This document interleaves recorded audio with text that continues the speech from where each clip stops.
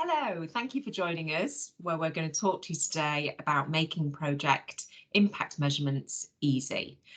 I'm from the Social Value Engine team. My name's Joanne Bannister, and I work here at the East Riding of Yorkshire Council. I'm joined here today by my colleague Ivan Annibal, who's from the Social Value Engine team and the Rose Regeneration part of our organisation. That's fine. Thank you very much, Joe. I'm delighted to be able to set the scene by just running through the key credentials of the engine to give you a pardon me, a thumbnail sketch of it, and then we're going to go on and do a few slides, not very many, and then we'll go on and actually demo how it all works for you. But just in terms of setting the scene, as we recover from the pandemic and struggle to avoid a climate catastrophe, it's our view that it's essential that investment decisions are based on sound and ethical principles. Quantifying and comparing the impact of investments is notoriously difficult. Historically, claims about community benefits, social value, or ESG have been met with skepticism. But fundamentally, impact measurement is just about making good decisions based on simple but effective use of data. Our solution, the Social Value Engine, analyzes activities, converting them into outcomes that can be quantified and measured using financial proxies. This allows you to demonstrate what you've achieved and compare your achievements with other people. We use 300 up-to-date measures from publicly available sources. These range from the value of creating skills to the impact of stimulating enterprise. Users can add their own financial proxies so they can reflect on what matters to them. They report on one project normally, but they can add together several projects as well to make their collective impact known. The engine processes your data and provides your results in a range of formats, and you can download and share these. And anyone can learn to use it in a couple of hours. Even better, it's independently accredited by Social Value International, and only one other tool based in the UK has this status. You can choose to link your results against different sustainability frameworks, such as the UN Sustainable Development Goals, national frameworks if you're in countries like Scotland, strategic organisational priorities, or even local neighbourhood values that matter to you.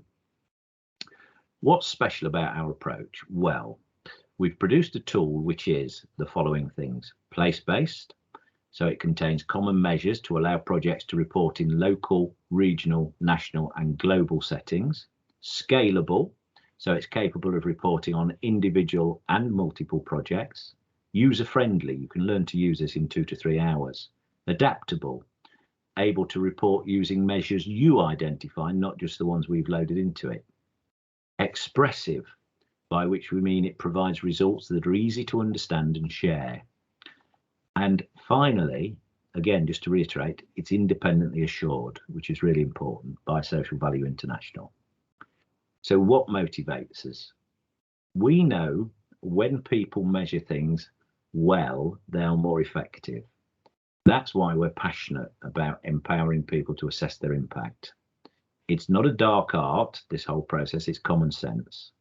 We've developed a tool that allows people to own the way they measure their achievements without the need to employ external consultants. We want to make impact reporting a mainstream activity that everybody can do very easily, because we know when we all do it well, we learn more, we achieve more, and we get a bigger bang for our buck. So if you're on our journey, we'd be delighted that you are. We're keen that you join us on that process, and we think using the engine, we can speed you on your way. So that, in a nutshell, is what the engine's all about. I'm now going to hand over to my colleague Joe, who will just run you through a few slides that set it out in a bit more detail, and then we'll come on to the really exciting bit where we do a demo for you. So over to you, Joe. Thank you, Ivan. Yes, so I'll just share my screen if you bear with me.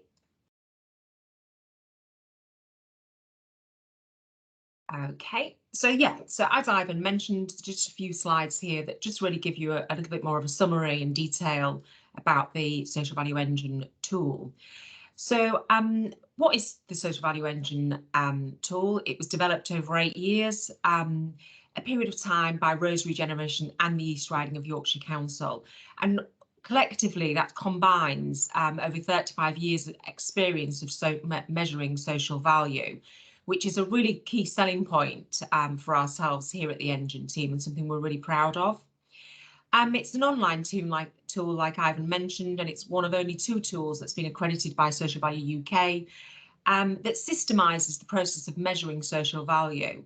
And initially it was set up, many years back to evaluate and look at, voluntary community sectors and the public sector organisations to forecast, plan and evaluate activities. But it's now used by various private and public sector bodies.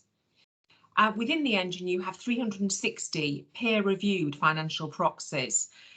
These are derived from reliable sources and are reviewed and updated annually. And we've actually just completed a large review. So all of our financial proxies are recently updated, which is another plus point. There's also the scope to customise or to add new financial proxies. So continuously our clients will come to us. They may have sourced some recent data that we can look at for you and review and then populate the engine with as well, if that was to help your project and help you measure the impact of the activities you're delivering. It gives a description of how the project creates value and the ratio that states how much value in the pound is created for every pound that's invested. So for every pound of investment that's inputted into the projects that you're delivering on, what's the social return on investment? It's sustainability place, which is really important. So it provides an overview of how activities are making a place better to live and also how it's helping the local community. The engine can link your activities to 2 internationally recognised outcome frameworks. Initially, the United Nations Sustainable Development Goals, and there are 17 Sustainable Development Goals, which I'm going to cover for you in a moment, and also the Bristol Accord framework as well, which some of you may be also familiar with. So the types of social value calculations then. So we work with a range of clients, and this list, I updated it again the other day, it's continuously growing, but contract management, so managing when an organisation is delivering or has a contract provider that's delivering a service for them, so we can help them measure the contract and the value of the social return on investment within that contract or procurement. Project management as well, so just managing some simple projects such as the response to the pandemic has been really prevalent in what we do. Construction frameworks as well, so large construction capital builds, what's the social value and the impact on that community? Community asset transfers as well, so whereby a local authority is transferring a community building or a building back to the community for them to utilise for their services, so we can monitor what the social value that's going to be delivered by that. And I just mentioned then about procurement and also grants, funded projects, business service modelling. I've just spoken to an organisation even this morning who are looking, like we all are, at agile working and the benefits or pros and cons against, having our employees working within our offices in our buildings or working remotely. And they want to look at the social value of that in order to make their business decision. Social prescribing as well, it's key to what the health authorities are delivering on at the moment, and well-being. So we also are looking at the social return on investments of the values that's important to our many participants relating to social prescribing. And regeneration, so again, very important and key and at the forefront of everybody's mind about regenerating areas, and obviously community safety, plus so much more. Every day we're speaking to new users or current users that want to explore and look at what the social return on investment is in many areas that they're delivering impact on. The social value engine tool allows you to, like I mentioned before, enter your own proxies, but it also is available as a bespoke software product. So we are continuously working with new organisations, current organisations, and exploring actually what your needs are. So what do you need from our social value engine portfolio of products? What services do you want to report on? And what do you need to make it really easy and embed it within your organisation? So we have a full-time software development team that report into us, so that work within our organisation, that are on hand to make those developments, so we can meet your needs in the bespoke way to suit the work processes that you deliver. We have a program function within the engine, so this allows you to amalgamate and combine a number of projects that you've put through the engine, so that you can do a combined annual report, for example, of maybe month 1, month 2, month 3. We also have access within the engine to allow you to measure your performance against themes, outcomes and measures known as the national TOMs. And like we keep emphasising, the professional ongoing support by the team here. So a combined experience of over 35 years. You have, I suppose, me, that's kind of like at the moment the face of the social value engine here at the East Riding. I'm delivering lots of training and workshops around how our users can use the social value engine tool and how new people can use the tool. But also, you know, Ivan, who's on my call here today, you know, the more academic side of things, and that really can drill down into the economic values behind and why it's important to be measuring our social value impact. So I mentioned about the Sustainable Development Goals. So here it just gives you a quick overview. And if we can, we will send you the copy of this slide pack as well. So, or you can contact us directly to be able to obtain more information. But this just gives you an overview of one of the frameworks that you can align your project against within the engine. So it will then break down all of your activities and the impact you're making against the 17 different areas of the Sustainable Development Goals.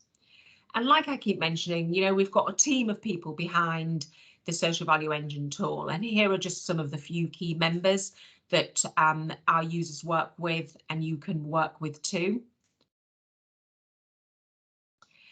Also, we have a wide range of users. Like we mentioned initially, the Social Value Engine was set up to meet our needs here at the local authority regarding the social value in employability projects, but now it does so much more, and we work with people from the public and private sectors. My background is actually within the private sector organisations, so it's really interesting now over the last year to be working with so many people within the public sector as well, and we can share our insights and our knowledge and experiences. But yeah, we work with a wide range of users from local authorities to the private sector. The next slide is an infographic, so an impact card of how, just to show you an example of how some of our users then go on to talk about and to demonstrate the impacts that they're delivering. So this infographic shows the real difference that you are making within your communities or within your organisation. So, and again, you know, when you get to see this clearly, you'll be able to see, you know, it talks about how much the investment has been made, but what actually the real impacts of that is. So not just talking about the business investments, but what about the social return on investment and the economic value, as you can clearly see stated here. And this is the type of information that the engine then gives you. So it's the impact results that it delivers on. There's also another example of that infographic here from our colleagues that we work with closely with in Northern Ireland. This is a supporting communities project, but it also gives you an overview here and tells the real story of the impact it had. Like you can see here, how many volunteer hours were input into this, delivering this, the many services of this project, and how many member groups that they worked with, and the people, you know, the 14,000 people that benefited. And it gives you some quotes from the real difference and the real people that it impacted on, which is what it's about. Additional information then, you can see here, and I could go on and on and on about the many different areas that we can help you with. You know, in addition to your use of the engine, we really do encourage our users to come along and join us at our many themed workshops and an opportunity to meet with other users of the social value engine. So you can learn from what projects they're delivering on, and many of our users work separately or work with us together to be able to share best practice of how to best use the engine and share tips and guidance on how to use that. But yeah, free attendance at our monthly. We have also refresher sessions every 2 to 3 weeks, and then we meet one-to-one with our clients as well. That's all part of your package and license agreement. And you can meet with us individually, or you can meet with us as a group, and you can, like at the meeting I had earlier today, I've then gone away and invited those particular people from our team here that I know that are going to be right for that project. So it really is a bespoke service for you. And you can also access, and we can provide you with monthly reports on your organisation. So many of our licence holders have multiple licences, and we can report back monthly and let you know what the activity has been from your different individuals on your team, and also what projects that they're currently working on. But yeah, you've got ongoing telephone and email support from us at the team. We operate almost like a help desk system during the week where you can ring me. I mean, everybody's got my mobile number and all of our teams, contact numbers, landline, mobile, email. But at any point you can contact us and just say, I'm just on this stage at the engine, what do I need to do next? We love helping you and walking and talking you through. It's all about the user engagement. So yeah, and then also as part of the slide pack, I'll just click on now, but there's also access to useful resources. So we send you this slide. It obviously looks very detailed, but some of these hyperlinks take you to certain areas of the web that will just give you more information on that might be more relevant to you and your organisation. Before I continue then, what we'll do now is I'll stop sharing my screen, and we can now go back to looking at actually what the how the social value engine works, which is, I know, why you really are here today. You want to see how we're actually going to be able to use the social value engine tool. And do you want me to walk people through this and you drive it, Joe? Would that be a good way of doing this? That would be useful. I'll just stop sharing because I'm not sure if I'm sharing other parts of my screen, but then it keeps it very real. But yeah, so I'll just reshare my screen. Excellent. And I'll bring up the social value engine. One of the different products within our social value engine is the processor. Am I sharing my screen now, Ivan? And you can see here. If you hand over to me, then I'll talk people through and you can drive. So the social value engine has got a really easy to use front end, which we call the social value processor. And this is really what I call the entry point. And it takes literally no more than an hour to learn how to use this, and then you can graduate on to the bigger functionality of the full social value engine once you've mastered this. Before we log in, if you go to the, we have logged in, excellent. No, not anymore, so I've gone back. That's all right. You see that we're proving this is very real and authentic. We're doing this as a duo without too much of a script. So if you go to the circle at the top right, Joe, and click on that, there are some resources which are available, and I'd particularly draw your attention to the how-to guide, because most of what I'm going to talk about, if you were to click on that, we won't click on it. Oh, we have. Here we go then. So yeah, most of what we're going to talk about when this loads is set out in this how-to guide. And that will give you basically a page-by-page demo of what you need to see and where you need to go to be able to use the engine. And in a second, this is going slightly slow because we're obviously working remotely today. There you go. This is the how-to guide. And if Joe clicks on the arrow at the bottom, it'll take you through to each different page in the guide, just to give you a flavour of. There's the contents page, and then if we go to the next one, everything from how to log in through to how to present your results. So this is a really useful facility. But if we now go to the login, so what you do first is you just basically put in your email address as if by magic, and then your password that you've been supplied, and then you click on the login. And we should have said that you just access this via the internet. So you just type in social value processor or social value engine, and hey presto, here it is. And then you have three different things you can do. You can create a new project, you can look at projects you've already created, or you can actually look at other people within your organization's projects, because we have the facility that we can link you up with other people within your organization that are using the engine. You can't change their projects, but you can look at them. So if we just look at the facility to create a new project, what you do with that is you give the project a name. So we might just call this impact assessment. And then you can toggle. So if you look at where it says type, we're in what we call as a social value processor, the agile version. Oh, Joe's just going to put another S in there to make that spell that properly. So if you go to the agile version, Joe, yeah, if you click on that arrow, there's also an extensive version that takes you through to the full engine, and you can toggle between the two. But we're just showing you the functionality on the agile version because we can do that in a way that's quite time efficient. So the little slider that says discount rate is preset to represent inflation. If you report your results over more than a year, the engine will work out the net present value and the present value, discounting what you've achieved for inflation in future years.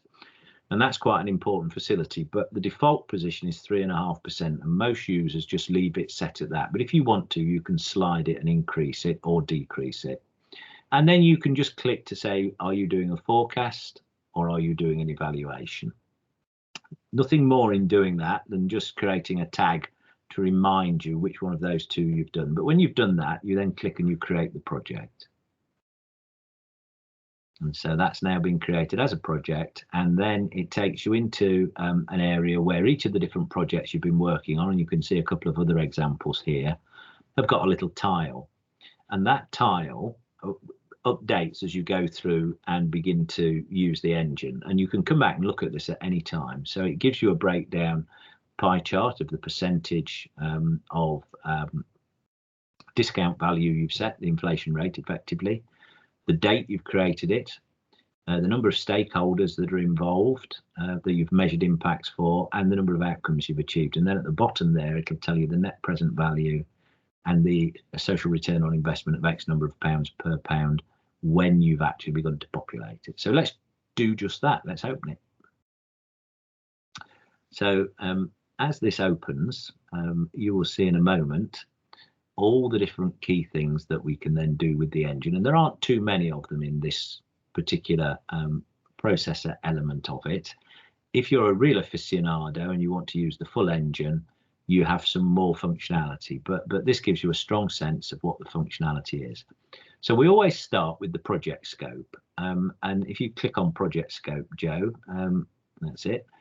This just is a way that you summarize the project. So we're confirming that we're using the agile version of the engine. Don't need to change that. We've already set that. We're confirming that the discount rate is 3.5%. Now, we can choose whether we report against the Sustainable Development Goals or the Bristol Accord. Most people these days like the Sustainable Development Goals. So if we leave it set as Sustainable Development Goals, Joe, we've got the title. And then the other thing is that this engine will also tell you about what we call sticky money. So when money's spent in an economy, it doesn't just have one transaction between me spending it to buy something from you. There are also what we call indirect and induced effects of expenditure, which are linked to how that money circulates around the economy. And we have a feature here that enables us to identify any local authority across the UK.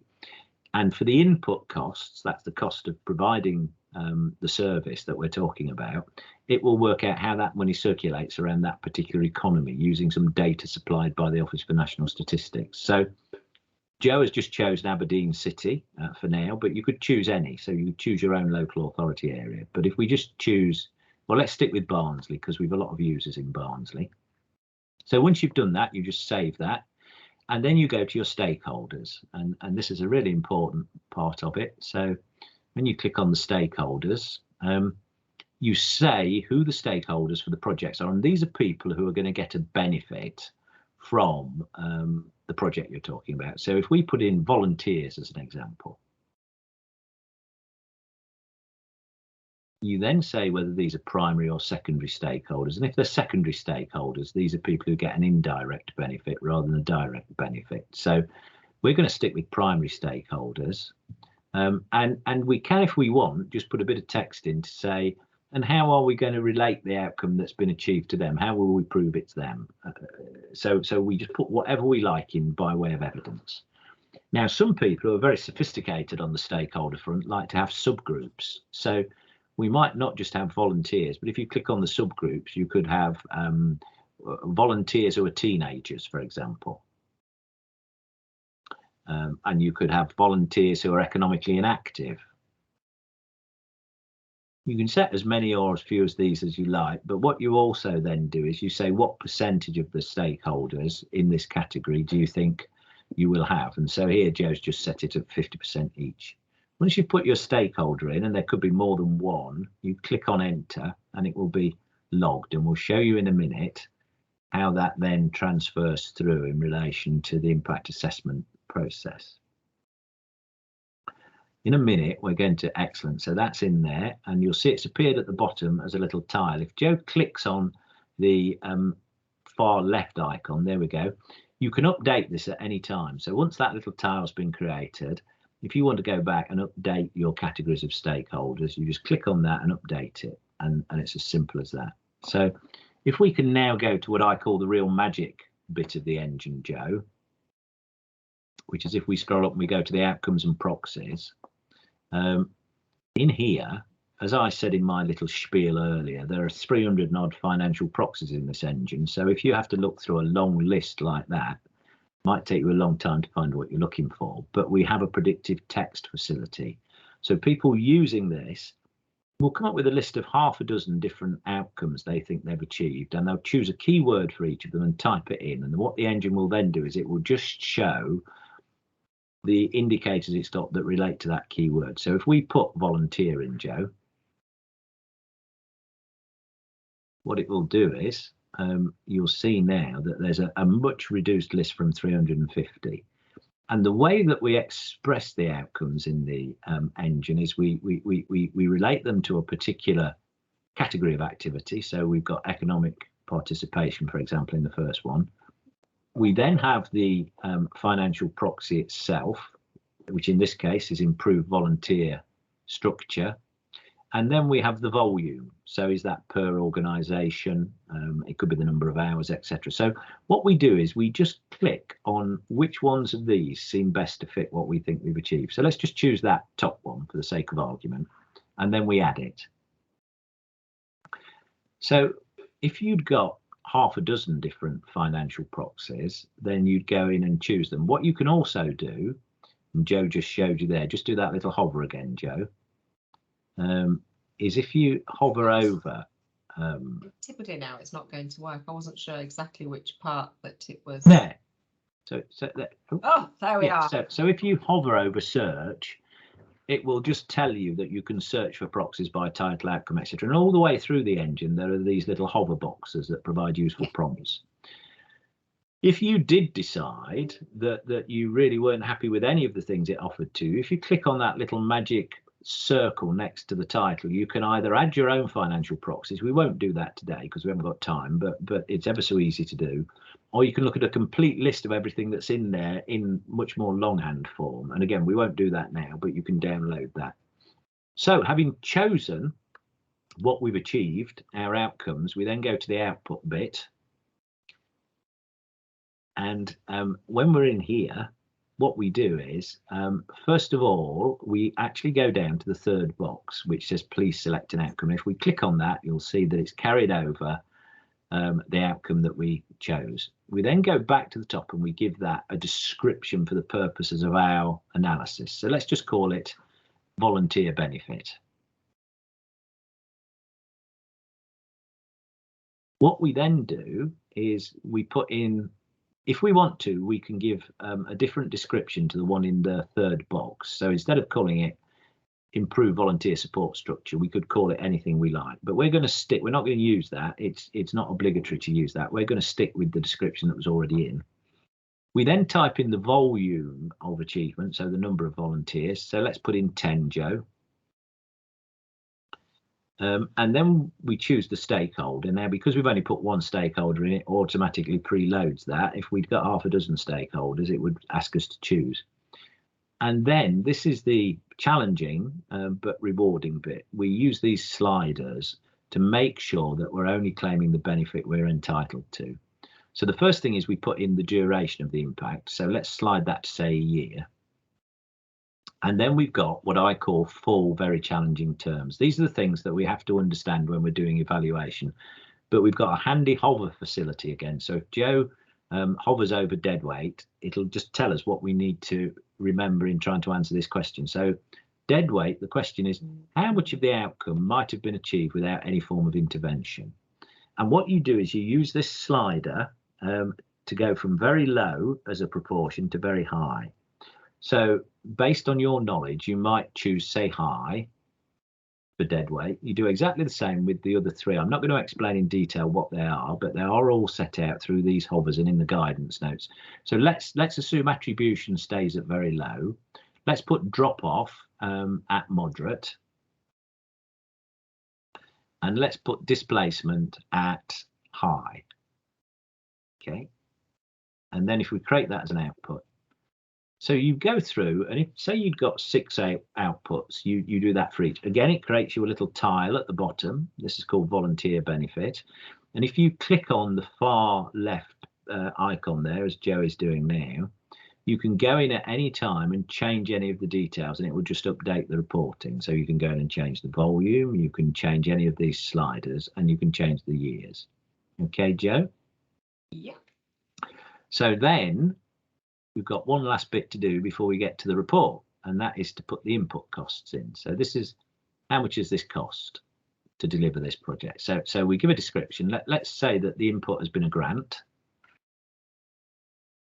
and it's normally in the form of money, but there are other types of output, and you can label them here. So you can talk about something that's been equipment based. Somebody might have given you some equipment, some advice you've had, the benefit of some volunteering directly. But normally we choose money because that's mainly what we deal with. You put in the volume of grants you've had. So this is just going to be 1. You put in the value. So let's put in £5,000. And then, if you remember, I talked about sticky money earlier. We've already chosen Barnsley as the place. And then we go in and we actually say, if we want to see the sticky money result, which of these different areas of economic activity does our project relate to? So let's say this is about education services. So if you scroll down and click on education services, Joe, up slightly. Gosh, can't see. That's it. Yeah. Perfect. And then we just create the input by clicking on that box. And again, if you look at the bottom, you'll see it's created a little tile, and you can go in and alter it and amend it at any stage. So if we now go into the magical bit, if we go to reports, what this is going to show us, and this will build as you enter your outputs, we've just put 1 in, is a summary of the impact that you've entered. So it's showing us that this is about improved volunteer structures. It's showing us the number of organisations, which is 10, the beneficiaries, which is volunteers or stakeholders, the duration, the value per organisation, and then it's showing us in the penultimate column on the right what that equates to by the time you've discounted it to take account of the different percentages we specified. And if you want to work out where the value of that amount comes from, there's a hyperlink to every single source we use, and that's really important. Not only are these sources accessible by these hyperlinks, but they're all in the public domain. So there's no disempowerment of you having to always pay to access this information. You've then got a summary of how that adds up, and you can see which of the sustainable development goals that money relates to in the way we've tagged it, which is peace, justice and strong institutions. You can see a summary of the input costs, and you can see a pie chart. And if we'd got half a dozen different outputs in here, that would be differentiated in nice colours. And then on the right hand side, and this will change as we build, you can see a summary of the social return on investment to date. So that's 29p for each pound just with this one indicator. This is green. If you suggest a social value over £12.50, it'll go orange, this box, to ask you to think carefully. And if you come up with anything over £25, it will go red to suggest to you that you've got some real challenges in relation to being able to justify what you've put in.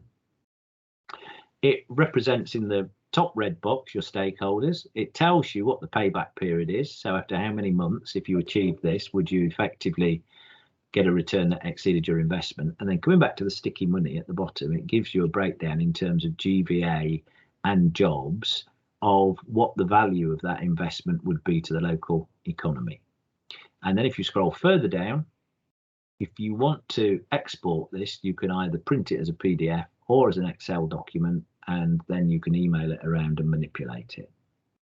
So that's a real quick canter through how this facility works. If you go back to the top, Joe, we could return to the project start.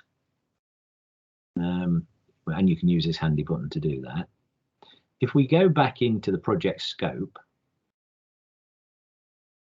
and we click on extensive in the extent bit rather than agile and save it,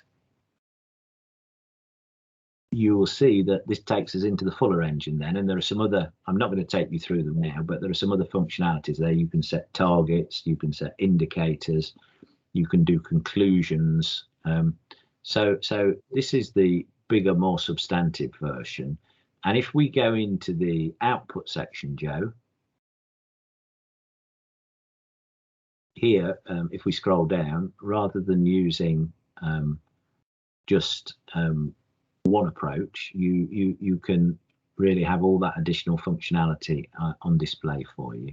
So that really is, in a nutshell, how our magical tool works, and how our community of users use them. Joe's taking you back to an example of other projects she's put in. I think if we look here, you can see that she's looked at 4 different projects, but some people might have 20 or 30 projects. Did you just want to click on the youth lag one on the bottom, Joe, so that we can show people a report of a project that's been populated in more detail? So this is a project. Oh no, we've only got actually a small number of outcomes there as well. So we didn't actually discuss this element of it. Yeah, so I didn't. Normally we do a Blue Peter style, don't we, and go, and here's one we made earlier, but there is no one that we made earlier, so we're just going to see if we can find one. But let's have a look. I'll just go back into my project folder. But yeah, what's great is, like Ivan said, there are different, you can use the agile or extensive version, and then you can make it a full project management tool. So you can put in there additional targets, additional information relating to the project, a project summary, and you can really, so everything relating to any projects that you're working on can be kept in one area. And at any point, like Ivan said, you can keep taking it out of the engine as a PDF, or you can print it, or as an Excel spreadsheet, and so you can work around it in so many different areas. And in the extensive engine, we have another feature which we won't go into detail now in relation to, but it's called the program feature. And that enables you to take the different projects. You saw Joe had got 4 in there. Yeah. And by clicking against all 4 of them, it will give you an overview of the social value and the impact delivered against all of them as a collective. You can, this is slightly more elaborate because we've got two lines entered here, and you can see how the pie chart is kind of evolving, and you can see this is suggesting much greater social return on investment. So, but I think, Joe, go on, carry on. No, I was just going to say, what I like about this is that those of us familiar with using like the snipping tool, you can just take snippets of the areas that you want to share with colleagues, because not everybody wants to understand or see the return on investment per pound. Some people just want to see the areas of impact, and you can clearly see that on this pie chart here. And ordinarily you would have, would you say, between about 8 and 12, Ivan? I wouldn't go for more than 12, Joe, because you're in danger of double counting, finding different proxies that describe the same output. I think we probably, because we've had quite a bit of time, we want to draw a line under things now, much as we'd like to keep rabbiting on for as long as we possibly could. I know people might be going on to watch other interesting. We might need to wake a few people up now. Well, we might do it, but I think the last thing we were going to do was just to flash up that last slide again, because we're keen that you come and talk to us, and we'd love to get you involved in having some licenses. So I don't know if we can just put up that last slide again, Joe, so that people can see the contact details for us. Absolutely. Let me. And I think we're all just about done, and you can all go and get a cup of tea or whatever else it is you want to do with your time, and I can just stop sweating slightly, because I've done this with Ralph the Jack Russell asleep on the chair next to me, and I've just been lovely worried that at some stage the Amazon van is going to arrive and he'll start barking his head off, but he's been extremely well behaved. I know I'm tempting fate now, but I think he's in a deep sleep. So, but he is 13, so yes, so thank you for joining us. Very unprofessionally there. I've just shared the wrong screen, but anyway, you can still see and you can see the other slides, but hopefully we can share with you this slide pack, but please do contact Ivan or I direct. There's my contact details here. And Ivan, yeah, it's all in the public domain. So please do feel free to contact Ivan or I or any member of the Social Value Engine team, because we'd love to talk with you and explore your options. Thanks very much for listening to us. And I think you can end the recording now, Jo. Thank you. Goodbye. Bye. Brilliant.